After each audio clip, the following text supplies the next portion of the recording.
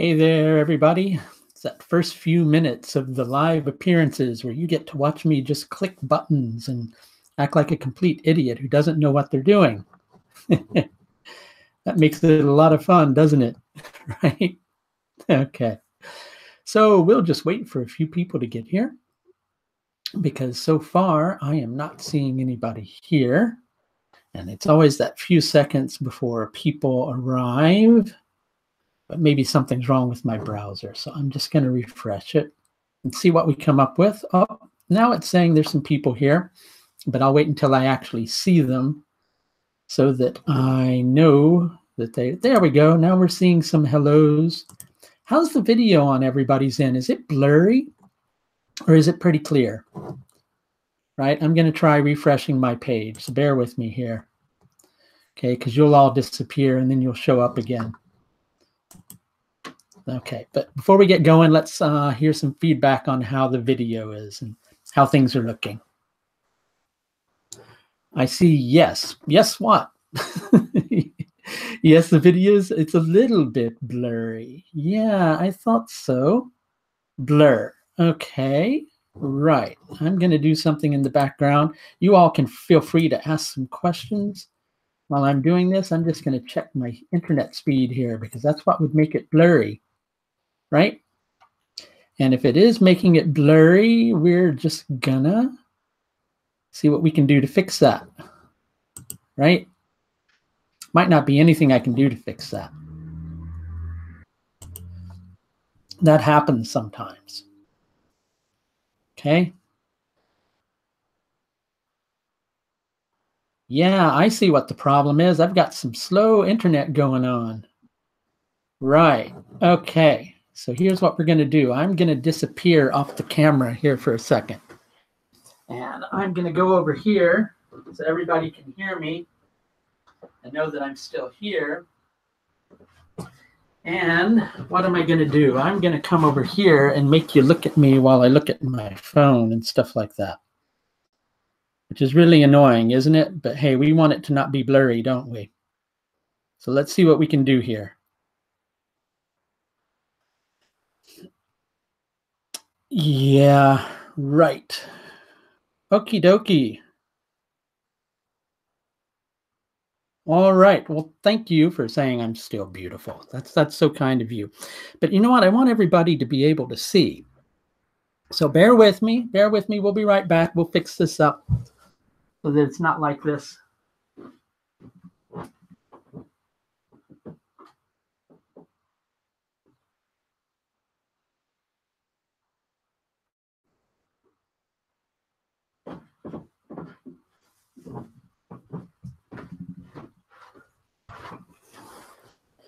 Now let's see if that has fixed it any.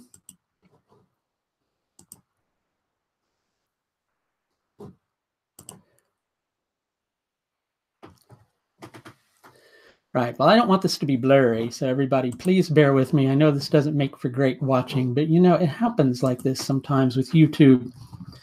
Sometimes you can just have an internet lag, and next thing you know, you've got some blurriness on your server. Okay, so let's just see if this gets any better. Thank you all for being so patient. No, that's not much better, is it? Not much better. Okay.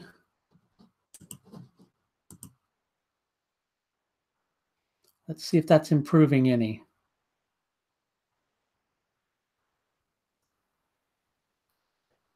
That seems to be a little bit better. Why don't we work with this and see what we can do with this, all right? Okay, great. Thank you all for coming here. Sorry to keep you all waiting while I kind of messed with all of my settings and everything like that. So somebody says they're asking a question. So the dove has a handkerchief trying to wear down the mountains, and that's how, as long as we have to reincarnate here to become unconditional love. I don't understand that, but thank you for the question anyway. Okay, great. Next, I should change water to wine. Well, you don't want me to do that. I'd be getting like sloshed here on the internet because I do have a glass of water here, but you know, poof, now it's wine, right? Okay. So how is everybody doing? Thank you for joining me, and thanks for being patient. We're going to get in to talking about some astrological things here for just a little bit. But what I really want to let everybody know is two different things. Number one, I'm starting a new webinar.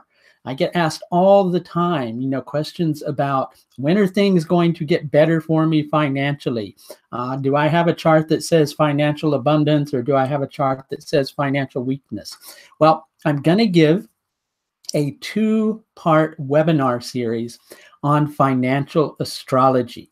On this course, we're going to learn how to work with both the Hora for liquid assets and the Chaturtamsha for fixed assets in an individual's life, and how to determine when the abundant periods can be and when the slow periods can be, because everybody's life financially, it tends to go a little bit like this, some ups and downs and ups and downs. So people are always wanting to know when it's going to get better financially. Well, here's your opportunity to learn how to do that. This course is going to start this coming Saturday, 4:30 p.m. London time. If you want to join this 2-class series, potentially 3 classes, dependent upon how quickly we get through the syllabus, you can find the little I up in the video up above. That'll take you to the course page where you can register for only $108 for the course. Okay. And the other thing, quite often when I do courses, I'll get like 2 to 3 to 4 weeks in, and then I'll get bombarded with emails by people who are wanting to know if it's too late to register for the course, when inevitably it is too late to register for the course. Okay. So when I've done this recent fundamentals course, which I have just started a few weeks ago, and when I have done the Nakshatra course, both of which are 44 weeks long, with these particular courses, I've given people the option to register 3 classes in and to catch up on the course series. But what I'm wanting to let you know is I am closing down registration on the Nakshatra course today. So really, I mean this, if you want to register for that course, you need to register for it today, because after today, I'm closing down registration. The fee is prorated for you. If you want to register, you can register by trimester if you want to. Basically, that trimesterly payment ordinarily would be $329. With the reduction, it's going to be $267. And then your next trimester would be in June, when you would have to pay the $329 fee, okay? And you can go to my website, AuthenticAstrology.com, or just message me through the website. I'll send you information on how to register. Okay, great. So let's see some questions here, and then we'll answer some questions. And for everybody who is here a little bit late, we'll go back through, and we'll also repeat some of the stuff that they might have missed. Okay, so how is the connection, people? Is it still doing really well, or is it still bad? Everybody's gone quiet on me. Hope everybody's still here, and I'm not talking to, a blank wall, so to speak. It's always good to know if I am, because all I'm seeing is no planets in Kendra houses make the chart extremely weak. What can you study about these, please? Have you seen any charts without planets in Kendra? Well, often you can see charts like that. It just means that, basically there's little stability in that, because the Kendra houses are when the focus is more external, right, on the external events in one's life. So it doesn't necessarily make the chart weak, because you know what? Weak is all a matter of judgment, right? So if, for instance, if, I want a person's chart to be financially abundant, then I might look for different things, different planets and different things. So what does weak mean, right? For some people, they want to have spiritual enlightenment. So then lots of planets in the moksha houses would be good, wouldn't it?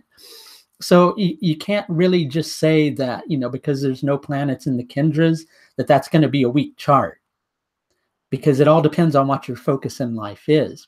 And the different the different houses serve different purposes, obviously, with the Dharma houses being the first, fifth, and ninth, so on and so forth, right? So you can't just say because there's no planets in Kendra houses, it's going to be a weak chart.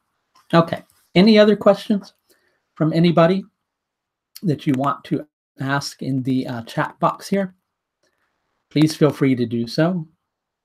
And I will endeavor to answer, but I can't answer any questions if you don't type any. Okay. You're welcome. All right. I'm seeing a few more people joining us late here. Do I interpret my own chart? You can interpret your own chart. I know there are a lot of astrologers that like to do that. I tend to do it as little as possible. The reason being is you have to follow very analytical procedures. You have to kind of detach from yourself in order to do it so that you're not reading into the chart. So on a certain level, I don't tend to really interpret my own. And, you know, people often go, well, wow, didn't you know you were going to have this period in your life? I don't sit every single day scrutinizing my own chart to see when things are going to happen for two reasons. I like for life to have a little bit of a flow to it. I like for it to be a mystery. And for another reason, I'm so busy focusing on everybody else's astrology that I don't really have a lot of time to focus on my own. Okay. So let's see if there are some other questions. Some questions I'm not going to go too deeply into because with nakshatras, you can't really. Okay, so here's a question. This is a good example. Rahu in Revati nakshatra and Ketu in Hasta nakshatra. How does it work? Well, that depends on a lot of things. That depends on what Rashi Rahu is in, because some people use tropical sidereal, some people use sidereal. It depends on what house the nodes are in. It depends on the well-being of Mercury and as the connected planet to Revati nakshatra. It relates to the well-being of the moon. So you can't really just go in and say, I'm going to tell you how this is going to work because you have these two planets. You got to kind of judge a lot of the strengths with things. That's how you do good astrology. If you want to do the quick 2-second astrology, you just go, okay, this is the meaning of Revati nakshatra. Rahu is going to create this regardless, and you'll be about 50-50 accurate, and so people will be really kind of happy with that. But, you know, at the same time, people will be even happier if you do like 60, 70, 80% astrology. Got it? Okay. That's why I don't go too deeply into that. But, you know, to kind of give you a general idea, Hasta nakshatra can make previous lifetimes have been a struggle, or the individual was very accustomed to struggle, or the individual is very good at manifesting things, right? But they generally will tend to encounter life as being somewhat of an uphill battle. With Rahu and Revati, they may find themselves in a position where they're still accustomed to that struggle. They're always waiting for things to evolve and always feeling like it's not quite getting there. But there are so many other different things to consider that really that's just kind of scraping the surface of it. Okay, so let's see some other questions. And just a reminder as to why I called a lot of you here today, aside from just to talk to you about astrology. At the same time, I'm also starting a financial webinar because people often ask me, you know, when am I going to have abundance in my life? Does my chart show a lot of abundance? Does my chart show the potential for this? This is the webinar series which will help you to determine that. There's a link in the video up above if you want to go register for that 2-part webinar series. Most likely we'll go to a 3rd class in order to cover the entire syllabus. And the entire webinar series fee is $108. And the class is going to be held at 4:30 p.m. London time on Saturdays. If you want to know when that is in your own particular time zone, well, if you're on the west coast of the States, that's 8:30 a.m. Mountain time. That's 9:30 a.m. Central. It's 10:30 a.m. Eastern time. That's 11:30 a.m. If you're over on the other side of the globe in India, I believe you're 4.5 hours ahead of us now. So it would be 9 p.m. at night. So that's kind of a general rundown of the time it would be.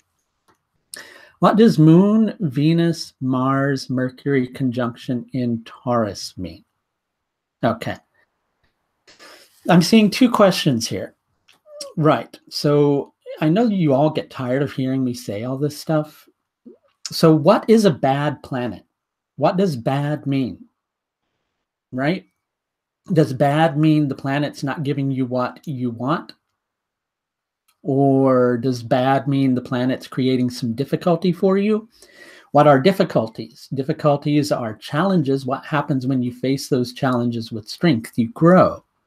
So I like to support when people are learning astrology that they get out of the mindset of thinking bad planet, good planet, because it's not really a thing of bad or good. As a matter of fact, the real word for benefics and malefics is somya for benefic, meaning gentle, a planet that achieves its aim in a gentle manner, and krura, meaning cruel or harsh. And those are planets that generally tend to achieve their aim in a harsher manner.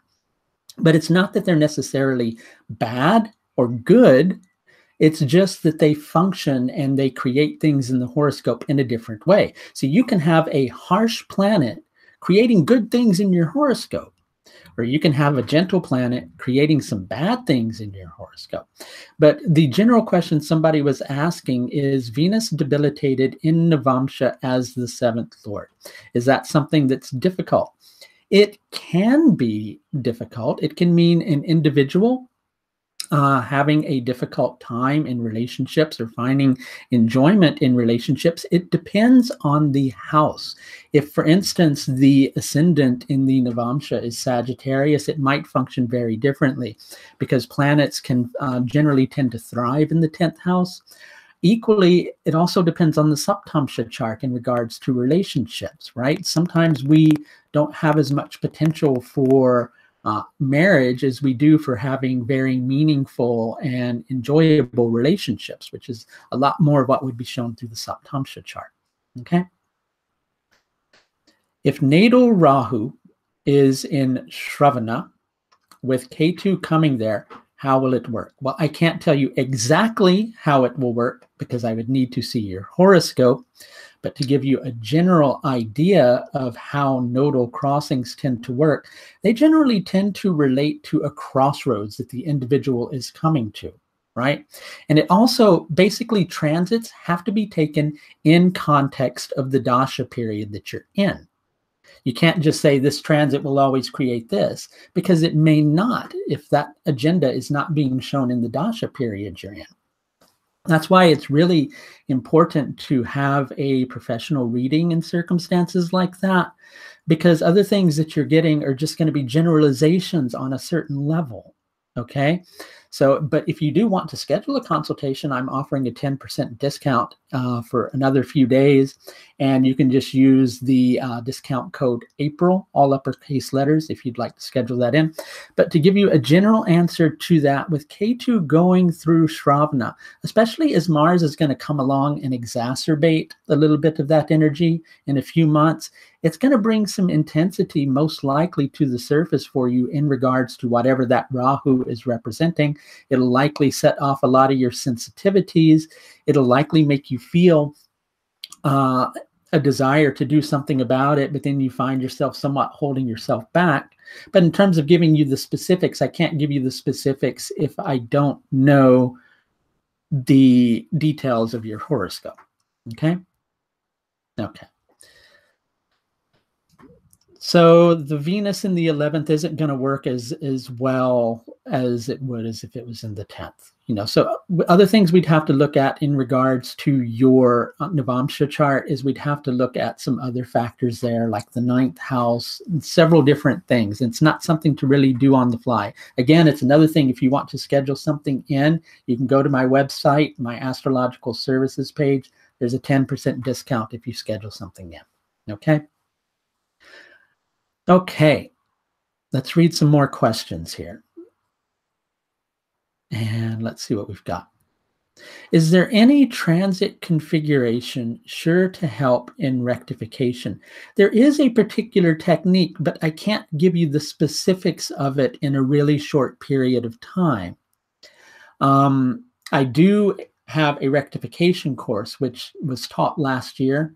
And it's a video course, and you can actually download that for a little bit cheaper. But just to give you the general idea, When planets are in the same 3-degree, 20-minute section of sky, they become very powerful in their potential to create things. So that's, basically 1/9 of a sign, or a similar thing to a Navamsha, but that doesn't mean they're in the same position in the Navamsha chart. It just means they're in the same 1/9 division in their respective signs. But it works a little bit different with Rashi aspects. But there's a really good technique, just giving you the generals of it. You're not going to be able to go away and do it yourself, because you'd probably make mistakes in rectifying your chart. But you can confirm events against the relative Varga chart for the event and against the Rashi chart, and confirm it with the Kavadamsha, the Akshavadamsha, and the Shastiyamsha, or the D40, D45, and D60 charts. And when you confirm several events in this way, you generally tend to have a very accurate birth time. Okay? So let's see any other questions that other people may have. You're free to ask. I'm probably here for another 10 minutes.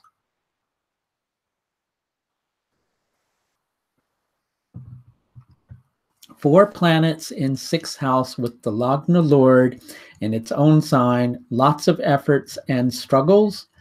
Well, the Rashi chart is never conclusive in terms of how things are going to work out in an individual's life. It merely denotes how they experience that in their life path, on the path to becoming themselves. What do I mean by that? Okay, so basically, you can have an individual showing tremendous potential to have good relationships in their life path. If you go and you look in the Saptamsha or Navamsha, you might actually see that their relationships actually have problems, but they have a good relationship to it because of it's a meaningful part of their life path.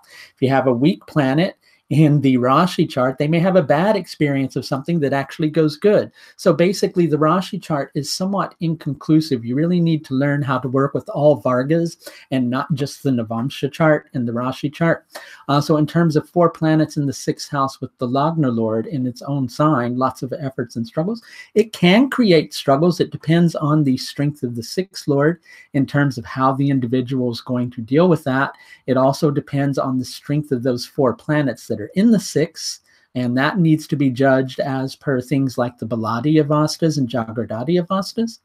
Okay, so it's a little more complex than it may seem in terms of things, right? And so that's generally the reason for going deeper with astrology. But I completely understand when people first learn astrology, just like I did, you want to learn some simple things to look at it. So yeah, it can create general struggle, but in terms of the capacity to handle that, it's going to depend on the strength of the individual. Okay?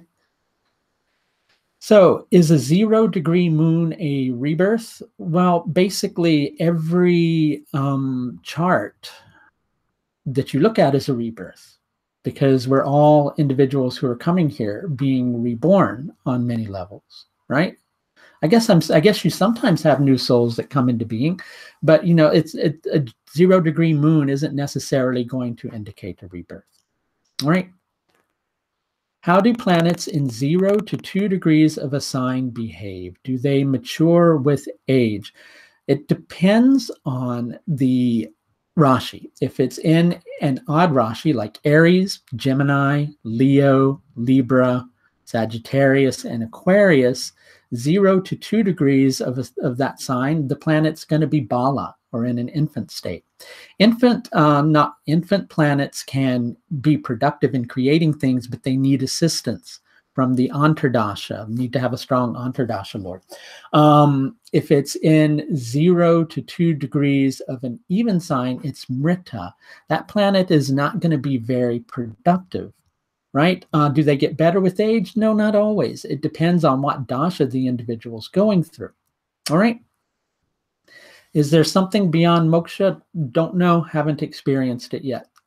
Sorry, can't tell you that. All right, so best remedy for Rahu is that's dependent upon the chart, and just doing a remedy for Rahu doesn't mean that all of your Rahu problems are going to miraculously disappear, because Rahu's there to do its work. It'll make your relationship to it a little bit better, so you'll have a better relationship to it, and that can bring more harmony to your life, but remedies don't necessarily make everything miraculously disappear. Resolving your karma, that's what does that. Okay, so just a reminder to everybody, because we've got about another 5 minutes left, I wanted to announce, if you look up above in the video, you're going to see a little eye. That represents a link that will take you to a page for a new course. I'm doing a 2-part, potentially 3-part webinar series on financial astrology, where you will learn how to determine the overall abundance or lack of abundance in a particular horoscope, right? But even in determining that, you also need to know that sometimes a chart can show less promise, but there are still prosperous times within that chart. And so also on this course, you'll learn how to judge the more prosperous times in an individual's life. People who register for the course are welcome to submit their own birth information if they don't mind their chart being used as an example. Primarily, we're going to use charts of well-known people as examples on the course because they're generally easier to work with, and people are usually familiar with these things. But I may do 1 or 2 charts of people who want to participate by submitting their birth data. This course is going to start this coming Saturday on the 14th of April. It's going to be at 4:30 p.m. London time. You can go online, find out what time that is in your own particular time zone. The fee for the 2-part webinar series, and again, we may do a 3rd class free of charge, is $108 for the entire webinar. If you click on the link above, it'll take you to the registration page. In addition, if you want to be on the Nakshatra course, you need to register for that today, because registration ends at 11 p.m. my time tonight for the Nakshatra course. The course is now prorated for the first 3 classes. You can catch up with the class videos. The code you need to do that is prorata, all uppercase letters, PRORATA. That'll discount the price for you. If you register by trimester, the fee for the trimester with the discounted price would be $267, and your next fees would be due in June. Additionally, still a discount going on astrological consultations, 10% discount, all uppercase letters, April. Okay, those are all the things that I got going on right now. In addition to that, I didn't mention the financial astrology course is going to be recorded. So you will get basically a copy of each video by joining the course. And you get to join my astrological forum where you can ask questions.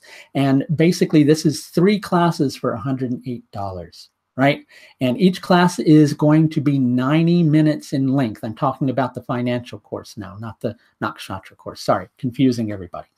Okay, so let's see. Some other questions that we might have here. Yeah, that's a lot of focus on relationships, Travis. And some very intense relationships too, with Rahu, Pluto, Venus, and the moon. Phew, boy, that's pretty intense. Okay. All right. So let's see some other questions that people might have here. I have 5 retrograde planets in my chart. What is my advice? Retrograde planets are strong.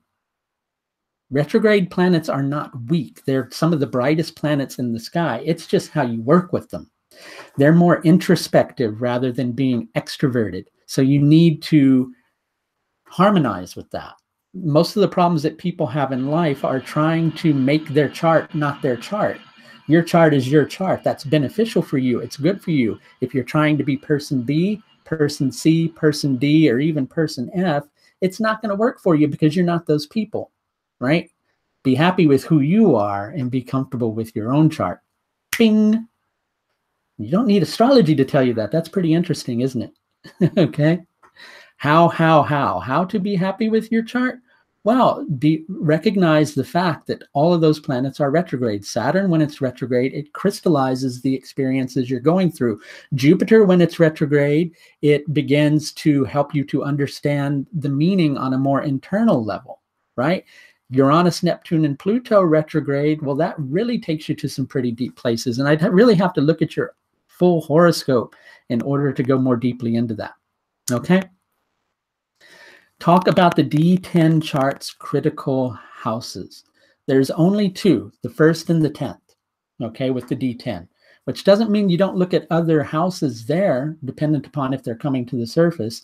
It just means if you're trying to judge the overall strength of the D10, what you need to look at is the first house, well-being of that, 10th house, well-being of that, and Saturn. Those are the key components to look at. All right.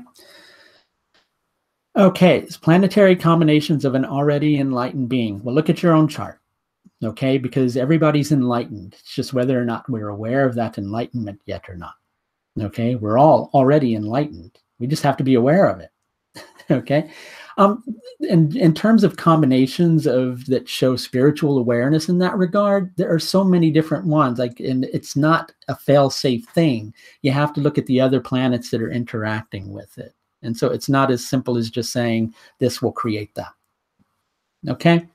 If it was, we wouldn't have to spend a long time studying astrology. We'd just be able to go, boom, 5 minutes, I'm an astrologer, right? So yeah, that's better. Will you be able to do higher studies? Well, it depends on the strength or weakness of your chart. Okay, so just a reminder, let's take it in order. 10% discount on astrological services for a few more days. Discount code for that is April, all uppercase letters on my astrological services page. Again, the Nakshatra course, which is going to go on until next spring. We're 3 classes in, but you can catch up with the videos. But the last day for registration is today. The course is reduced by $62 because we're a few classes in. If you want the discount code for that, you can go to my website, go to the Nakshatra course page. When you go to make payment, please enter the code PRORATA. That's PRORATA, all uppercase letters. Okay. Now, the last thing, and probably, the most important thing that I wanted to talk about today, aside from talking to you about astrology, of course, is I'm doing a new webinar series that's going to start this coming Saturday on financial astrology. The course, and I figured it was a good one to do for tax time because, as they say, there's 2 things you can't escape, and that's death and taxes, right? But, you can focus on how, you can understand when it can be better and when it can be worse in your life and how to work with those particular times by knowing your own horoscope and by being able to know when you might have the more abundant times, when you might be having the more lax times. And so I've called this course for a sense of humor, feast or famine, okay? So that you can understand financial astrology and how to determine and look at the key components in order to be able to figure out when the more abundant times will be and when the times that hold weaker potential will be.